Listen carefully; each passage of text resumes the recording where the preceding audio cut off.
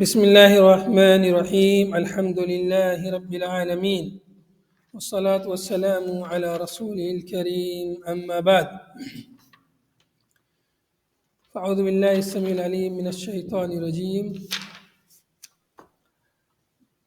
کتاب الرقاق ہم پڑھ رہے تھے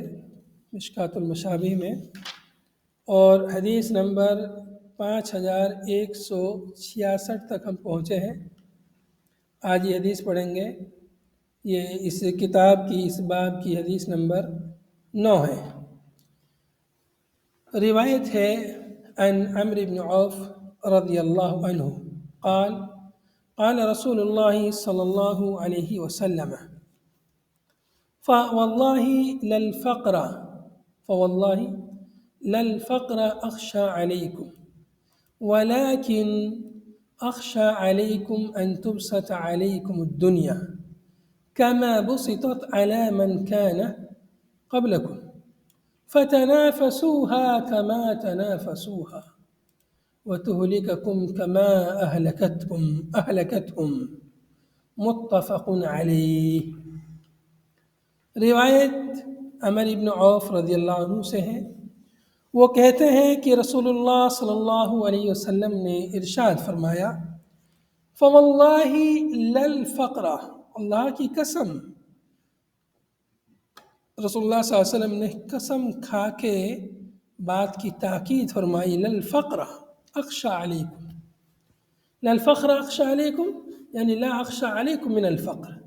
کہ مجھے تم پر تمہارے لیے فقر سے ڈر نہیں ہے، فقر و فاقہ سے، فقر و فاقہ تمہیں لاحق ہو جائے گا، اس چیز کا اندیشہ نہیں، ڈر نہیں ہے کہ تم بھوکے مر جاؤ گے، اس چیز کا مجھے ڈر نہیں ہے، اللہ سے امید ہے اس چیز کی کہ تمہیں رزق کھانے پینے کی چیزیں ملتی رہیں گی، لیکن اس کے برخلاف، اس کے متضاد چیز سے ڈر ہے، وہ کیا ہے؟ وَلَكِنْ أَخْشَى عَلَيْكُمْ، لیکن مجھے تم پر جو ڈر ہے وہ اس چیز کا ہے کہ ان تبسط علیکم دنیا، کی دنیا تم پر کشادہ کر دی جائے، دنیا کشادہ کر دی جائے، دنیا کے دروازے کھل جائیں تمہارے لیے، کما بسطت علی من کان قبلکم، جیسا کہ دنیا کشادہ کر دی گئی، دنیا کھول دی گئی ان لوگوں پر جو تم سے پہلے کے لوگ تھے، پہلے کی امتیں ہیں، ان پر دنیا کے دروازے کھل گئے، دنیا کی نعمتیں انہیں مل گئی، فتنافسوها، چنانچہ انہوں نے دنیا میں ایک دوسرے سے منافسہ کیا، ایک دوسرے سے مقابلہ کیا، ایک دوسرے سے آگے بڑھنے کی جد و جہد کی کوشش کی، دنیا میں، آخرت کے بارے میں نہیں، دنیا کے بارے میں ایک دوسرے سے آگے بڑھنے کی جد و جہد کرتے رہے، کوشش کرتے رہے، کما فتنافسوها کما تنافسوها، پس تم اس میں منافسہ کرو جیسا کہ انہوں نے منافسہ کیا، فتنافسوها، پس تم لوگ بھی اس میں ویسے ہی منافسہ کرنے لگ جاؤ جیسا ان لوگوں نے منافسہ کیا، جیسا ان لوگوں نے ایک دوسرے سے سبقت کی، ایک دوسرے سے آگے بڑھنے کی جد و جہد کی کوشش کی۔ مجھے اس چیز کا ڈر ہے کہ دنیا کے لیے تم ایک دوسرے سے آگے بڑھنے کی کوشش نہ کرو، آخرت کو بھول جاؤ، آخرت کے لیے کوشش نہ کرو ایک دوسرے سے آگے بڑھنے کی، لیکن دنیا کے معاملے میں ایک دوسرے سے آگے بڑھنے کی کوشش کرو، اس چیز کا ڈر ہے۔ وَتُهْلِكَكُمْ، اور یہ چیز، یہ منافسہ تم کو ہلاک کر دے، یہ دنیا کی کشادگی، یہ دنیا کی نعمتیں تمہیں ہلاک کر دے، کما اہلکتہم، جیسا کہ ان لوگوں کو جو تم سے پہلے تھے ان کو ہلاک کیا دنیا کے اس منافسے نے، دنیا کی کشادگی نے۔ متفق علیہ، روایت متفق علیہ، بخاری مسلم میں حدیث موجود ہے۔ اس حدیث سے ہمیں کئی باتوں کا پتہ چلا۔ ایک تو یہ کہ اللہ کے نبی صلی اللہ علیہ وسلم نے مستقبل کے بارے میں اپنی امت کے لیے کس قدر فکر مند تھے، یعنی ایک تو وہ لوگ جو نبی صلی اللہ علیہ وسلم کے سامنے موجود ہیں، پھر ان کے مستقبل کی اور آنے والے لوگوں کے مستقبل کی فکر نبی صلی اللہ علیہ وسلم کو کس طرح ستاتی تھی، اور آنے والی مصیبت، پریشانی اور آنے والے چیلنجز سے صحابہ کرام کو، مسلمانوں کو نبی صلی اللہ علیہ وسلم نے متنبہ فرمایا کہ ایسا ایسا ہو سکتا ہے، اس لیے چوکنا رہنا، متنبہ رہنا، دنیا کے پیچھے اس قدر نہیں بھاگنا کہ اپنی آخرت کو بھول جاؤ۔ تیسری بات یہ بھی معلوم ہوئی کہ عام طور پر دنیا کی کشادگی، مال و دولت کی فراوانی، یہ چیز عام طور پر اللہ رب العالمین کی نافرمانی کا سبب بنتی ہے۔ اسی لیے آپ دیکھیں گے جن کے پاس بہت زیادہ مال و متاع دولت ہے، اکثر لوگ، سب نہیں، اکثر لوگ آپ دیکھیں گے وہ اپنا مال و متاع اللہ کی نافرمانی میں خرچ کرتے ہیں، فضول خرچیاں کرتے ہیں، کہیں شادی بیاہ کے نام پہ فضول خرچی کرتے ہیں، کبھی کسی پر ظلم و زیادتی کے نام پہ جو ہے پیسہ اپنا لٹاتے ہیں۔ تو یہ مال، اور پھر اس مال و متاع کو حاصل کرتے ہوئے پتہ نہیں اس وقت کتنے لوگوں پر ظلم و زیادتی کرتے ہیں، حرام طریقے سے مال حاصل کرتے ہیں، پھر اس میں سے زکوٰۃ نکالتے ہیں یا نہیں نکالتے، غریبوں کا حق نکالتے ہیں یا نہیں نکالتے، پھر وہ ایک الگ مسئلہ ہے، پھر اس کو کہاں خرچ کرتے ہیں۔ تو اس لیے مختلف اعتبار سے کثرت مال یہ بہت بڑی آزمائش ہے، امتحان ہے، اور اس امتحان میں ہر کوئی پاس نہیں ہوتا ہے۔ اس لیے ایک دوسری حدیث میں یہ کہ میری امت کے غریب لوگ امیروں سے 500 برس پہلے جنت میں چلے جائیں گے۔ سوچئے 500 برس لگے گا جن کے پاس بہت زیادہ مال و متاع دولت ہے، ان کو حساب و کتاب چکانے میں بہت ٹائم لگے گا۔ اس لیے غریب لوگ جن کے پاس مال و متاع نہیں ہے اور وہ جتنا انہیں ملا اسی پر اکتفا کرتے ہوئے، صبر کرتے ہوئے اللہ کی عبادت کرتے ہیں، اطاعت و فرما برداری سے زندگی گزارتے ہیں، تو ایسے لوگ ان امیروں سے جو اطاعت اور فرما برداری کرتے ہیں، نیک لوگ ہیں جو امیر ہیں، ان امیروں سے یہ غریب لوگ 500 برس پہلے جنت میں جائیں گے۔ تو اس سے ہم اندازہ لگا سکتے ہیں کہ مال و متاع یہ بہت اچھی چیز نہیں ہے، جس کو ہم بہت اچھی چیز سمجھتے ہیں، جس کے لیے ہم دن رات کوشش کرتے ہیں، محنت کرتے ہیں، تگ و دو کرتے ہیں، یہ اتنا مل جائے جس سے زندگی گزر بسر ہو جائے، اتنا ہی کافی ہے، جیسا کہ آگے حدیث میں آ رہا ہے۔ اگلی روایت ہے وعن ابی ہریرہ رضی اللہ عنہ ان رسول اللہ صلی اللہ علیہ وسلم قال، حضرت ابو ہریرہ رضی اللہ عنہ سے مروی ہے کہ رسول اللہ صلی اللہ علیہ وسلم نے ارشاد فرمایا، اللہم اجعل رزق آل محمد قوتا وفی روایت کفافا متفق علیہ۔ روایت ہے حضرت ابو ہریرہ رضی اللہ عنہ سے، رسول اللہ صلی اللہ علیہ وسلم نے ارشاد فرمایا اللہم، یعنی گویا کہ رسول اللہ صلی اللہ علیہ وسلم نے دعا فرمائی، اللہم اے اللہ اجعل رزق آل محمد قوتا، کر دے آل محمد کی رزق کو قوت۔ قوت کہتے ہیں مطلب اتنی غذا جو انسان کے لیے جس سے اس کی گزر بسر ہو جائے۔ وفی روایت کفافہ، ایک روایت میں کفاف کا لفظ ہے، یعنی کفاف بولے تو حد الکفایہ، جس سے کفایت ہو جائے، بس اتنا رزق مل جائے اتنا کافی ہے، جتنا رزق جس سے گزر بسر ہو جائے، جس رزق سے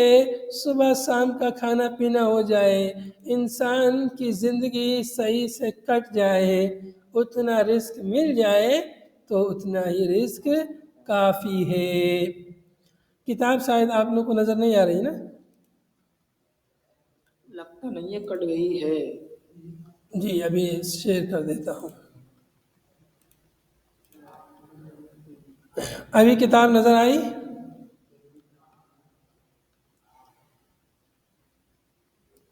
جی کتاب دکھ رہی نبی؟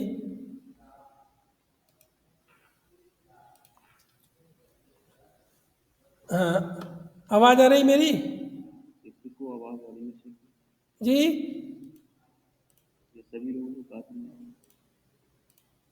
ہاں ابھی آواز آئی؟ جی تک آواز آ رہی ہے۔ چلیے وہ بیچ میں کٹ ہو گیا تھا۔ ہاں تو پھر سے دیکھیں گے حدیث وعن ابی ہریرہ رضی اللہ عنہ ان رسول اللہ صلی اللہ علیہ وسلم قال، یہاں پر یہ پیس لگا ہوا یہ صحیح نہیں ہے، انا کی وجہ سے رسول اللہ جبر ہوگا، ان رسول اللہ صلی اللہ علیہ وسلم قال اللہم اجعل رزق آل محمد قوتا، اے اللہ آل محمد کی رزق کو اتنی کر دے جتنی ان کے لیے کافی ہو جائے۔ آل محمد سے مراد کون ہے؟ آل محمد سے بعض علماء نے کہا کہ اس سے نبی صلی اللہ علیہ وسلم کی ذریت، اولاد اور آپ کا اہل بیت اس سے مراد ہے، اور بعض نے کہا کہ آل محمد سے مراد آپ کے تمام متبعین اور پیروکار ہیں، چونکہ آل متبعین کے معنی میں بھی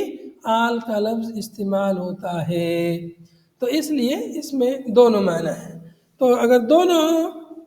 معنی کو بھی مراد لے سکتے ہیں، اس لیے آپ دیکھیں گے کہ زیادہ تر جو اللہ والے لوگ ہوتے ہیں، زیادہ تر جو اللہ کی اطاعت اور فرما برداری کرتے ہیں، ان کے پاس زیادہ رزق نہیں ہوتا ہے، بہت زیادہ ان کے پاس مال و دولت نہیں ہوتی ہے، بقدر کفایت ہوتی ہے زیادہ تر، کچھ لوگ پاس ہوتی ہے بہت، اللہ تعالیٰ دنیا میں بھی انہیں نوازتا ہے، جیسے حضرت عثمان رضی اللہ عنہ غنی تھے، نیک بھی تھے، اور اللہ نے انہیں کافی مال و دولت سے بھی نوازا تھا، ایسے بہت سارے صحابہ کرام ہیں جو بہت مالدار بھی تھے۔ وفی روایت الکفاف، یہ کفاف یعنی حد الکفایہ، اتنا رزق کر دے جتنا ان کے لیے کافی ہو جائے، جتنا ان کی معیشت کے لیے، ان کی گزر بسر کے لیے، زندگی کی گزران کے لیے جتنا رزق کافی ہو اتنا ان کے لیے کر دے۔ اب یہ مختلف احوال، مختلف علاقوں، مختلف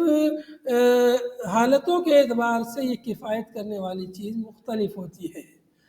کہیں پر جو ہے تھوڑا سا بھی جو ہے کافی ہو جاتا ہے، کسی کے یہاں وہ تھوڑا سا کافی نہیں ہوتا ہے، چونکہ ان کی عادت اور ان کی پوری زندگی جس طرح سے گزری ہے ان کے لیے اس طرح کافی نہیں ہو پاتا ہے، چونکہ بہت سارے لوگ ایسے ہیں جو 2-3 دن بھوکے بھی رہ سکتے ہیں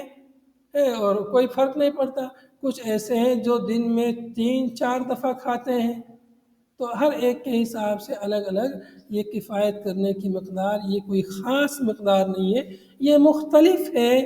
اشخاص کی طبیعت اور حالت کے اعتبار سے، زمانے کے اعتبار سے، علاقے کے اعتبار سے، یہ کفایت کرنے والی مقدار رزق یہ مختلف ہے، اس کی کوئی خاص معین مقدار نہیں ہے، متفق علیہ۔ اس سے بھی اس لیے معلوم ہوتا ہے کہ اللہ کے نبی صلی اللہ علیہ وسلم نے دنیا میں سے بس اتنا مانگا جس سے دنیا کی گزر بسر ہو سکے، جس سے زندگی انسان زندہ رہ سکے اور وہ فضول خرچیاں نہ کر سکے، زیادہ مال و متاع ہوگا پھر انسان کی خواہشاتیں زیادہ بڑھتی ہیں اور پھر وہ فضول خرچیاں بھی کرنے لگتا ہے، جب مال ہی نہیں رہتا، کم رہتا، فضول خرچی کہاں سے کرے گا؟ تو اس طرح سے مال نہ ہونے کی وجہ سے بہت سارے گناہوں سے بچ جاتا ہے، فضول خرچی سے بچتا ہے، ظلم و زیادتی سے بچتا ہے، دوسروں کے حقوق ادا کرنے کی تکلیف اس کے اوپر نہیں رہتی، مال میں سے زکوٰۃ نکالنے کا اسے کوئی ٹینشن نہیں رہتا، تو اس طرح سے کم رزق بھی اللہ کی طرف سے ایک نعمت ہے جسے ہم بسا اوقات زحمت سمجھ لیتے ہیں، سوچتے ہیں کہ اللہ رب العالمین نے کفار کو اتنا کیوں دیا ہے، ہمیں کیوں نہیں دیا؟ یہ ہم کو نہیں دیا، اسی میں ہمارے لیے خیر ہے، اسی میں ہمارے لیے بھلائی ہے، وہ بھی کھانا کھا رہے ہیں، وہ بھی زندگی گزار رہے ہیں، ہم بھی کھانا کھا رہے ہیں، ہم بھی زندگی گزار رہے ہیں، سب لوگ کھانا کھا رہے ہیں، اللہ رب العالمین نے سب کے کھانے پینے کا بندوبست کیا ہے۔ یہ جو بہت زیادہ اور بہت ہی طرح طرح کے کھانے اور بہت ہی ٹیسٹی کھانے، یہ مزیدار تو ہوتے ہیں، بہت اچھے تو ہوتے ہیں، لیکن آپ دیکھیں گے کہ ان کی وجہ سے بہت ساری بیماریاں پیدا ہو جاتی ہیں جو غریبوں کو لاحق نہیں ہوتی، جو امیر لوگ ہوتے ہیں آپ دیکھیں گے کہ بہت زیادہ کھا کھا کے ان کی توند نکل جاتی ہے، پیٹ نکل جاتا ہے، پھر پیٹ زیادہ نکلنے کی وجہ سے بسا اوقات وہ پیٹ کا آپریشن کراتے ہیں، چربی نکلواتے ہیں یا خون نکلواتے رہتے ہیں، کھاتے ہیں مزہ لے لے کے، پھر اس کی سزا بعد میں بھگتنی پڑتی ہے ان کو دنیا ہی میں، اور بہت ساری بیماریاں پھر ان کو لاحق ہونے لگتی ہیں، کہیں بلڈ پریشر کی بیماری ہے، کہیں پر شوگر کی بیماری ہے، کہیں پر کچھ ہے، کہیں کچھ ہے، غریب لوگ عام طور پہ ان بیماریوں سے بچے رہتے ہیں، تو اس طرح سے کوئی چیز کا نہ ملنا، اگر ہمیں زیادہ مال و دولت، زیادہ رزق نہیں مل رہا، یہ اس کو بھی اللہ کی طرف سے نعمت سمجھیے۔ اگلی روایت دیکھیے، وعن عبداللہ بن عمر رضی اللہ عنہ قال قال رسول اللہ صلی اللہ علیہ وسلم قد افلح من اسلم ورزق کفافا وقنعه اللہ بما آتاه رواہ مسلم۔ روایت ہے حضرت عبداللہ ابن عمر رضی اللہ عنہما سے، کہتے ہیں کہ رسول اللہ صلی اللہ علیہ وسلم نے ارشاد فرمایا قد افلح من اسلم، تحقیق کے کامیاب ہو گیا، فلاح و کامرانی حاصل کر لی اس شخص نے جو اسلام لایا۔ من اسلم، جس نے اسلام قبول کیا، مسلمان ہو گیا، کامیاب ہو گیا۔ یا اسلمہ کا دوسرا معنی ہم یوں کر سکتے ہیں قد افلح من اسلم، تحقیق کے کامیاب ہو گیا وہ شخص جس نے سر تسلیم خم کر دیا، جس نے اللہ کے سامنے سر تسلیم خم کر دیا، اللہ کی اطاعت اور فرما برداری کی۔ یا اس کا ایک معنی اسلمہ کا معنی یہ کر سکتے ہیں قد افلح من اسلم، تحقیق کے کامیاب ہو گیا وہ شخص جو اللہ کی تقدیر اور قضا پر راضی ہو گیا۔ اسلمہ سر تسلیم خم کر دیا اللہ کی تقدیر پر، اللہ نے جتنا دیا ہے، جتنا اللہ نے میرے لیے فیصلہ کیا ہے، میں اللہ کی تقدیر پر، اللہ کے فیصلے پر راضی ہوں، اس پر سر تسلیم خم کر دے، اس پر راضی ہو جائے، اس پر خوش رہے اور اعتراض نہ کرے اللہ نے مجھے زیادہ کیوں نہیں دیا، زیادہ دولت سے کیوں نہیں نوازا، بلکہ جتنا اللہ نے دیا ہے اسی پر اپنا سر تسلیم خم کر دے، اسی پر راضی ہو، اسی پر خوش رہے۔ یہی جو ہے اسی میں اس کے لیے خیر ہے، اسی میں اس کے لیے بھلائی ہے، اسی میں اس کے لیے کامیابی ہے۔ قد افلح، کامیاب ہو گیا وہ شخص جو اللہ کے فیصلے پر راضی ہو گیا، اللہ کے عطا کیے ہوئے پر جو خوش ہو گیا وہ کامیاب ہو گیا۔ وَرُزِقَ کفافہ، اور اسے اتنا رزق دیا گیا جتنا اس کی معیشت کے لیے کافی ہے، اس کی گزران کے لیے، اس کی گزر بسر کے لیے جتنا رزق کافی ہے اتنا رزق اس کے لیے دیا گیا۔ رزق دیا گیا، رزق میں کھانے پینے کی چیزوں کے علاوہ وہ چیز بھی داخل ہے جو ضروریات زندگی ہیں، جیسے کپڑے ہیں، کھانے پینے کی چیزیں ہیں، رہنے سہنے کی ہیں، گھر کی ضروریات ہیں، وہ سب چیزیں اس میں داخل ہیں۔ تو جتنا اس کے لیے کفایت کر جائے اتنا رزق اگر مل جائے تو سمجھیے وہ شخص کامیاب ہو گیا۔ وَقَنَّعَهُ اللَّهُ بِمَا آتَاهُ، اور اللہ نے اس کو قانع بنا دیا اس پر جو اللہ نے اسے عطا کیا۔ اللہ تعالیٰ نے جتنا مال اسے عطا کیا، جتنا بھی رزق دیا، اس پر وہ شخص قناعت کر لے، وہ شخص کامیاب ہو گیا۔ جتنا بھی ملا ہے اسی پر قناعت کس کو کہتے ہیں؟ قناعت کہتے ہیں کہ جتنا بھی رزق مل رہا ہے اس رزق پر خوش ہونا، اسی پر صبر کرنا، یہ قناعت ہے، اور قناعت ہی اصل مالداری ہے۔ ورنہ آپ دیکھیں گے کروڑ پتی، لاکھ پتی نہیں، کروڑوں پتی، ارب پتی آپ دیکھیں گے وہ دنیا حاصل کرنے اور اس کو حاصل کرنے کے لیے دوڑ بھاگ کر رہے ہیں، اور غریبوں پر ایک ایک پیسے کا ظلم ڈھا رہے ہیں۔ بس اپنا ان کی ہوس پوری نہیں ہو رہی، وہ چاہ رہے کہ میں اور بڑا مالدار ہو جاؤں، اور زیادہ مالدار ہو جاؤں، فلاں سے زیادہ مالدار ہو جاؤں، بس اسی میں لگے ہوئے ہیں۔ تو یہ ان کی ہوس ختم نہیں ہوتی، ہوس ان کی بڑھتے رہتی ہے، مال کی حرص ختم نہیں ہوتی، لیکن جس کو تھوڑا ملا ہے اسی پر وہ خوش ہے تو سمجھیے مالدار ہے، ابھی اس کو ٹینشن نہیں ہے۔ لیکن وہ جس کو خوب ملا ہے لیکن اور زیادہ حاصل کرنے کی تگدوں میں، ٹینشن ہی ٹینشن میں ہے۔ جو کمایا ہوا ہے اس کی حفاظت کی ٹینشن، اور جو کمایا نہیں ہے وہ اس کو دوسروں سے حاصل کرنے کی کوشش اور حرص میں لگا رہتا ہے۔ تو ایسی مالداری کیا کام کی جس سے اسے سکون ہی نہیں ہے، خود اس کو فائدہ نہیں ہو رہا ہے، خود ٹینشن میں رہتا ہے، تو وہ مال کس کام کا؟ تو اسی لیے حقیقی مالداری ایسا آگے حدیث میں آ رہا ہے کہ غنی النفس، نفس اس کا بے نیاز ہو جائے، غریبوں کا محتاج نہ رہے، دوسروں کے سامنے ہاتھ نہ پھیلائے، جتنا اللہ اسے دے رہا اسی پر خوش ہو جائے، اسی کو سمجھے یہ بہت ہے میرے لیے۔ تو یہی حقیقی مالداری ہے، کسی کا محتاج نہ رہے، کسی کے سامنے ہاتھ نہ پھیلائے، کسی کی چاپلوسی نہ کرے، یہ سب جو ہے اس میں داخل ہے۔ تو جتنا اللہ نے اس کو دیا اسی پر وہ اپنے آپ کو قانع کر لے اور قناعت کی زندگی اختیار کر لے، تو یہ ایسا شخص کامیاب ہو گیا۔ حقیقی کامیابی نا، دل کا سکون اسے مل رہا ہے، جتنا ملا اسی پر خوش ہے، تو یہ کیا ہے؟ یہ حقیقی کامیابی ہے. یہ ایک دم یعنی انسان کی زندگی کے سکون کا اس میں ہمارے لیے ایک اصول بتا دیا گیا ہے، ضابطہ بیان کر دیا گیا ہے کہ اگر دل کا سکون حاصل کرنا ہے اس حدیث کو اچھے سے سمجھ لیجئے، اس پر عمل کیجئے. پھر سے دیکھیں گے، قد افلح من اسلم، کامیاب ہو گیا، اس کی دنیا اور آخرت کی کامیابی اس کے لیے مقدر ہو گئی. جو اللہ کے فیصلے پر، اللہ کے دیے ہوئے پر خوش ہو جائے، اس پر سر تسلیم خم کر لے، اور جتنا اس کے لیے کافی ہو اتنا رزق اس کے لیے دیا گیا، اور جو کچھ اللہ نے اس کو دیا اس پر اس نے قناعت اختیار کی تو وہ کامیاب ہو گیا. رواہ مسلم، اس حدیث کو امام مسلم نے اپنی کتاب صحیح مسلم میں روایت کیا ہے. اگلی روایت دیکھیں گے، وعن ابی ہریرہ رضی اللہ عنہ قال قال رسول اللہ صلی اللہ علیہ وسلم یقول العبد مالی مالی وإن ماله من ماله ثلاث ما أكل فأفنى أو لبس فأبلى أو أعتى فاقتنى وما سوى ذلك فهو ذاهب وطارقه للناس. رواه مسلم. رسول اللہ صلی اللہ علیہ وسلم نے ارشاد فرمایا کہ بندہ یہ کہتا رہتا ہے مالی مالی، میرا مال میرا مال، ہائے میرا مال ہائے میرا مال. بندہ اپنے مال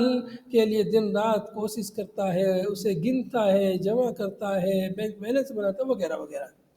تو مال جمع کرنے کی تگ و دو میں بندہ لگا رہتا ہے، اس کا مال میرا مال. وَإِنَّ مَالَهُ مِن مَالِهِ ثَلَاثٌ، اور یقیناً اس کے مال میں سے، اس کا مال وہ 3 قسم کا ہے. وَإِنَّ مَالَهُ، یقیناً اس کا مال، مِن مَالِهِ، اس کے مال میں سے، جو اس کے پاس مال جو اس نے جمع کیا اس مال میں سے، اس کا جو حقیقی مال ہے وہ 3 طرح کا ہے. ما اکلا فافنا، جو اس نے کھا لیا اور فنا کر دیا، کھا لیا ختم کر دیا، وہ اس کا مال ہے چونکہ اس نے استعمال کر لیا. او لبسا، جو اس نے پہن لیا، جو کپڑے چپل جوتی اوڑھنا بچھونا جو اس نے پہن لیا، فابلا، اور پہن کر کے بوسیدہ کر دیا، پھاڑ دیا، ختم ہو گیا، بیکار ہو گیا، تو یہ اس کا ہے، گویا کہ اس نے اس کو استعمال کر لیا. او اعطا، یا اس نے عطا کیا دوسروں کو، صدقہ دیا، خیرات کیا. فقتنا، تو گویا اس نے وہ ذخیرہ جمع کر لیا آخرت کے لیے، آخرت کے لیے اس نے جمع کر لیا. اقتنا لآخرتہ، نیچے دیکھیں 2 نمبر حاشیے میں، اے جعلہ قنیۃ وذخیرۃ للعقبہ، عقبہ کے لیے اس نے اس کو ذخیرہ بنا لیا. تو جو کھایا اوڑھا پہنا ہے وہ اس کا مال، اور جو اس نے صدقہ و خیرات کیا، اچھی راہ میں لگایا ہے، وہ اس کے لیے آخرت میں ذخیرہ جمع ہو گیا. وما سوا ذالک، اور جو اس کے علاوہ ہے، جو اس کے علاوہ جو مال ہے جو اس نے بینک بیلنس بنا کے رکھا ہے، جو اس نے پراپرٹیاں بنا کے رکھی ہیں، فَهُوَ ذَاهِبٌ وَطَارِقُهُ لِلنَّاسِ، چنانچہ وہ جانے والا ہے، وہ ختم ہونے والا ہے، اور یہ اس مال کو لوگوں کے لیے چھوڑنے والا ہے. فَهُوَ ذَاهِبٌ، تو یہ شخص جانے والا ہے اور اس مال کو چھوڑنے والا ہے، للناس، لوگوں کے لیے، یعنی اپنے ورثاء کے لیے ہے. یہ جس دن وفات پائے گا، اس کا پورا بینک بیلنس، پوری پراپرٹی، پوری جائیداد اس کے ورثاء الگ الگ تقسیم کر لیں گے، اس میں کوئی حصہ نہیں ہے. اور اس کے ورثاء میں سے ہو سکتا ہے کوئی وارث جو ہے اس کے نام سے صدقہ کر دے، کرے نہ کرے، ہو سکتا ہے ایک آدھ بار کر دے، شروعات میں تھوڑا سا رہتا ہے، پھر اس کے بعد کوئی اس کا نام لینے والا نہیں ہوگا. عام طور پر، عمومی طور پر زیادہ تر ایسا ہی ہوتا ہے کہ اس کی پراپرٹی، اس کی جائیداد، اس کی ورثاء، اس کی آل و اولاد، اس کے بال بچے اور دیگر جو ورثاء مستحق ہوتے ہیں، پھر اس کا مال بانٹ لیتے ہیں، پھر وہ مال اس کا نہیں رہا. جو مال اس نے بڑی محنت سے، بڑی تگ و دو سے اس نے جمع کیا تھا، اور بسا اوقات حلال و حرام کی بھی تمیز نہیں کی، بس مال جمع کیا وہ مال اب اس کے کچھ کام آنے والا نہیں ہے، بس جو مال اس نے آگے بھیج دیا صدقہ و خیرات کیا وہی مال اس کے کام آنے والے ہیں، اللہ ہے کہ اس نے اپنی اولاد کی اچھی تربیت کی ہوگی، اس کی اولاد نیک ہوگی تو اس کی اولاد اس کی طرف سے صدقہ و خیرات کرے گی، تو یہ الگ بات ہے۔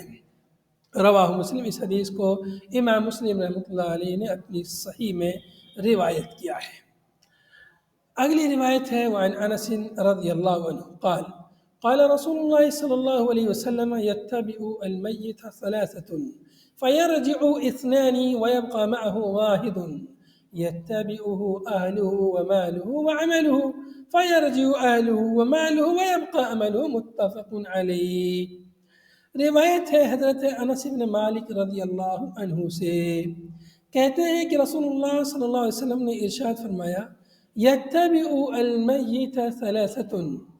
میت کی اتباع پیروی تین چیزیں کرتی ہیں۔ جی یتبع المیت ثلاثۃ مطلب اس کے پیچھے پیچھے چلتے ہیں۔ یتبع المیت ثلاثۃ، میت کی پیروی کرتے مطلب اس کے پیچھے پیچھے جاتے ہیں، ثلاثۃ تین امور، تین چیزیں جب میت انسان مر جاتا ہے اور اسے لوگ قبر کی طرف لے جاتے ہیں تو اس کی قبر تک اس کے پیچھے تین چیزیں جاتی ہیں۔ فَيَرْجِعُ اثْنَانِ، ان تین میں سے دو چیزیں واپس لوٹ کر آ جاتی ہیں، دو چیزیں واپس آ جاتی ہیں۔ وَيَبْقَى مَعَهُ وَاحِدٌ، اور ایک چیز میت کے ساتھ میں باقی بچتی ہے۔ اب یہ کون کون سی چیز ہیں جو واپس آتی ہیں؟ یتبعہ اہلہ ومالہ وعملہ، تین چیز جو پیروی کرتی ہیں اس کے پیچھے جاتی ہیں، وہ کون کون سی ہیں؟ اس کے اہل و عیال ہوتے ہیں۔ انسان جب مر جاتا ہے اس کے پیچھے جنازے میں اس کے اہل و عیال جاتے ہیں، ومالہ، اور اس کا مال پیچھے جاتا ہے۔ مال کا مطلب کیا ہے؟ مطلب جو چارپائی جس پر لے جاتے ہیں اس کو، یا اس کے غلام ہیں وہ بھی اس کا مال ہی ہوتا ہے، غلام جو رہتے ہیں، یا اور جو جس سے قبر وغیرہ کھودتے ہیں یا دیگر تجہیز کے جو سامان ہیں، بس وہی مال مراد ہے۔ وعملہ، اور اس کا عمل اس کے ساتھ جاتا ہے۔ یہ تین چیزیں جاتی ہیں۔ فَيَرْجِعُ أَهْلُهُ وَمَالُهُ، چنانچہ اس کا اہل اور اس کا مال واپس آ جاتا ہے، اس کے گھر والے دفن کر کے واپس آ جاتے ہیں، اس کا مال جو کچھ لے کے جاتے ہیں تھوڑا بہت وہ بھی واپس آ جاتا ہے۔ وَيَبْقَى عَمَلُهُ، اور اس کا عمل خالی باقی رہتا ہے اس کے ساتھ۔ اب یہ اس کے اہل و عیال جن کے لیے وہ دن رات ایک کرتا تھا، کوئی اب اس کے کام آنے والا نہیں ہے، اس کا اپنا عمل اس کے کام آنے والا ہے۔ متفق علیہ، حدیث جو ہے متفق علیہ حدیث ہے، امام بخاری اور مسلم نے روایت کی ہے۔ اس حدیث میں ہمیں اس چیز کی رغبت دلائی گئی ہے کہ ہم اپنے عمل پر دھیان دیں۔ ہمارا اپنا عمل ہمارے کام آنے والا ہے، چاہے وہ عمل مال سے متعلق ہو یا دل سے متعلق ہو یا جسم سے متعلق کوئی بھی عمل ہو، ہمیں اپنے عمل کی فکر کرنی چاہیے کہ ہمارا عمل صحیح ہے کہ نہیں ہے، ہمارا عمل کتاب و سنت کے موافق ہے کہ نہیں ہے، ہم اللہ اس کے رسول کی اتباع اور پیروی کر رہے ہیں کہ نہیں کر رہے ہیں۔ باقی اگر ہم نے اپنے عمل پر دھیان نہ دیتے ہوئے صرف دنیا پر دھیان دیا، مال و متاع پہ دھیان دیا، اس کو جمع کرنے کی تگ و دو کوشش میں رہے، تو یہ ہمارے کچھ کام نہیں آئے گا ہماری آخرت میں۔ ہاں، اگر مال صحیح طریقے سے کما رہے ہیں اور حلال طریقے سے کما رہے ہیں، اس میں سے زکوٰۃ صدقات خیرات نکال رہے ہیں تو کتنا بھی مال جمع کر سکتے ہیں، اس میں کوئی حرج نہیں، بلکہ وہ بھی پسندیدہ امر ہے کہ آدمی حلال طریقے سے محنت کر کے زیادہ مال جمع کرے، پھر اس میں سے زکوٰۃ و صدقات نکالے، خیرات کرے، غریب و مسکینوں کا ساتھ دے، ان کی مدد کرے، تو یہ بہت اجر و ثواب کا باعث ہے۔ لیکن کوئی انسان صرف مال جمع کرے، حلال و حرام کی تمیز نہ رکھے، تو یہ مال اس کے لیے وبال جان بن جائے گا۔ اگلی روایت دیکھیں گے، وعن عبداللہ بن مسعود رضی اللہ عنہ۔ جی یہاں جو مال ہو اس کا مال کا وضاحت کریں گے، اور مال کا کیا کریں گے؟ माल के बारे में थोड़ा और कुछ बोले से समझ में नहीं आया। उसका कौन सा माल उसके साथ मुताबिक होता है, यानी कि उसका इत्तेबा करते हैं। हाँ, उसके पीछे पीछे जो माल जाता है, इंसान जब मर जाता है तो ये बहुत मामूली माल है जो उसके पीछे जाता है। जैसे जिस चारपाई पे उसको ले जाते हैं, चारपाई पे या चारपाई के मुताबिल कोई चीज़ है, या उसको ढककर ले जाते हैं, या किसी गाड़ी में उसको ले जाते हैं, या ये कि उसके गुलाम हैं। गुलाम भी माल के हुक्म में होता है। आज के ज़माने में गुलाम नहीं है, इसलिए चीज़ समझने में थोड़ी दुश्वारी है, वरना गुलाम भी खरीदे जाते बेचे जाते हैं, नौकर नहीं, गुलाम है। तो गुलाम है, वो भी माल के हुक्म में है, तो वो भी उसके पीछे जाते हैं, तो ये सब चीज़ें वापस आ जाती हैं। यहाँ पूरा माल मुराद नहीं है, माल का कुछ हिस्सा मुराद है, कुछ माल उसके साथ जाता है। बात समझ में आई? जी सर। हाँ, मतलब मुकम्मल माल मुराद नहीं है जो सोनो चांदी के जवाहरात और जो बैंक बैलेंस जमा कर रखा है कि उसको सबको बांध करके उसके पीछे पीछे लेके जाओ, ये मुराद नहीं है, बल्कि कुछ माल उसके साथ जाता है ज़रूरत के लिए। तो ये सब चीज़ जैसे कि कफन है वो तो रह जाते हैं ना। क्या चाहिए? कफन कफन। हाँ, कफन तो रह जाता है, जो उसमें दफन होता है वो तो वहीं रह जाता है। बाकी जो और चीज़ है, चारपाई वगैरह जो ज़रूरत की कब्र को तैयार करने की जो चीज़ें हैं वो वापस आ जाती हैं। और आजकल तो मतलब कब्र वगैरह बहुत सारी चीज़ें तैयार करने की वहीं पे रहती हैं कब्रिस्तान वगैरह में। और जिस पर लिटा कर ले जाते हैं वो भी कब्रिस्तान की कमेटी वगैरह में वो चीज़ रहती है, वहीं से उसको लाते हैं, उसी पर बिठा के फिर मैयत को दफन करके फिर उसको भी वहीं छोड़ देते हैं। तो ये चीज़ भी आजकल मतलब कब्रिस्तान ही की मिल्कियत होती है, कमेटी वगैरह की। बहरहाल तो ये चीज़ अभी भी गांव देहातों में मौजूद है कि उन्हीं की चारपाई पे उसको ले जाते हैं या और कुछ चीज़ें छोटी मोटी घर से कुदाल वगैरह ले जाते हैं कब्र खोदने के लिए, तो ये सारी चीज़ें वापस आ जाती हैं। अगली रिवायत है वन अब्दुल्लाह बिन मसूद रज़ियल्लाहु अन्हु क़ाल क़ाल रसूलुल्लाह सल्लल्लाहु अलैहि वसल्लम अय्युकुम मालु वारिसिही अहब्बु इलैहि मिन मालिही, तुम में से किस को अपने वारिस का माल ज़्यादा महबूब है अपने माल से। रसूलुल्लाह सल्लल्लाहु अलैहि वसल्लम ने सवाल किया कि तुम में से किस को अपने वारिस का माल अपने माल से ज़्यादा महबूब है। क़ालू या रसूल अल्लाह, लोगों ने कहा अल्लाह के रसूल, मा मिन्ना अहदुन इल्ला मालुहु अहब्बु इलैहि मिन मालि वारिसिही, हम में से कोई ऐसा नहीं है मगर उसको अपना माल ज़्यादा महबूब है अपने वारिस के माल से। जो वारिस होता है उसका माल है, एक अपना माल है, तो वारिस का माल ज़्यादा महबूब है कि अपना माल ज़्यादा महबूब? जाहिर सी बात, हर कोई अपने माल को ज़्यादा महबूब समझता है, ज़्यादा अच्छा लगता है उसको। क़ाल, आप सल्लल्लाहु अलैहि वसल्लम ने फरमाया फ़इन्न मालहु मा क़द्दमा, यकीनन उसका माल वो है जो उसने आगे भेज दिया, जो उसने अल्लाह की राह में खर्च किया, जो सदका व खैरात किया, जो यतीमों पर, गरीबों पर, आइज़ा पर, अकारीब पर, वालिदैन पर, बीवी बच्चों पर जो खर्च किया। व माल वारिसिही मा अख़र, और जो माल उसने मुअख़्ख़र किया, खर्च नहीं किया, वो तो उसके वारिस का माल है। जो माल उसने जमा करके रखा, खर्च नहीं किया, वो उसके मरते ही वो माल उसके वरसा में तकसीम हो जाएगा, उसके पास कुछ नहीं बचेगा। तो इसलिए इंसान को अगर अपने माल से मोहब्बत करनी है तो हकीकी माल उसका कौन सा है? जो उसने खर्च कर लिया, जो उसने अपने आगे भेज दिया, अच्छे कामों में सर्फ किया, मस्जिद की तामीर में, मदरसे की तामीर में, गरीबों और मिस्किनों के लिए पानी, किसी के लिए पानी लगाने में वगैरह, किताबों की तबाअत में, जो उसने खैर के काम में अपना माल खर्च किया आगे भेज दिया, वो उसका कन्फर्म है, वो उसका समझिए आखिरत के लिए बैंक बैलेंस जमा हो गया। और जो उसने दुनिया में बैंक बैलेंस जमा करके रखा है वो तो जिस दिन वफात होगी उसी दिन उसके वरसा का माल हो जाएगा। गोया कि जो इंसान खर्च नहीं करता है, माल जमा करता रहता है, गोया वो अपने माल से ज़्यादा अपने वरसा के माल की हिफाजत कर रहा है, उससे वो मोहब्बत कर रहा है। रवाहुल बुखारी। शेख दोबारा तर्जुमा कीजिए। क़ाल रसूलुल्लाह सल्लल्लाहु अलैहि वसल्लम अय्युकुम मालु वारिसिही अहब्बु इलैहि मिन माली, कौन है तुम में से जिसको उसके वरसा का माल ज़्यादा महबूब हो उसके नज़दीक, मिन माली, अपने माल से। इंसान कौन है जिसको अपने वरसा का माल ज़्यादा महबूब है अपने माल से? ज़्यादातर ऐसा ही होता है, عملی طور پر لوگ اپنے ورثہ کا مال کی حفاظت اپنے مال کی جو حفاظت کر رہے ہیں، جس کو بچا کے رکھ رہے ہیں، وہ دراصل ورثہ کا مال ہے، اس کا مال نہیں ہے۔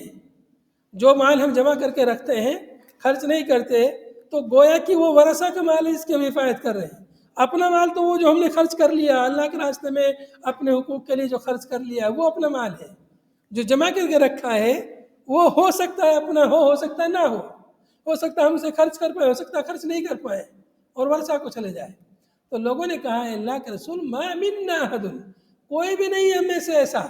مگر مال ہو، اس کا جو اپنا مال ہے حقیقی، احب الیہ، اس کے نزدیک زیادہ محبوب ہے، من مال وارثی، اپنے وارث کے مال سے۔ یہاں پر ابھی ظاہری صورت کے بارے میں بات ہو رہی ہے، جیسے ایک باپ ہے ایک بیٹا ہے، تو باپ کے پاس اپنا مال ہے، بیٹے کے پاس اپنا مال ہے، تو باپ کو ظاہر سے بات ہے اپنے مال کی اپنے بیٹے کے مال سے زیادہ ہے، اپنے مال سے محبت ہوگی ہے، یا اس کے بھائی کا جو مال ہے ہو سکتا ہے اس کے بھائی اس کے ورثہ ہو، بیٹا نہیں ہے تو بھائیوں کے مال سے زیادہ اپنا مال اس کو محبوب لگتا ہے، اچھا لگتا ہے، پسندیدہ ہے، اس کی حفاظت کی اسے فکر ہوتی ہے۔ تو یہ ظاہری طور پر یہ جو مال ہے اس نے جو کمایا ہے، جمع کیا ہوا، یہ اس کا اپنا مال ہے، تو جو ورثہ کا مال ہے اس سے زیادہ محبوب ہے۔ لیکن اگر اس نے اس کو خرچ نہیں کیا صحیح جگہ میں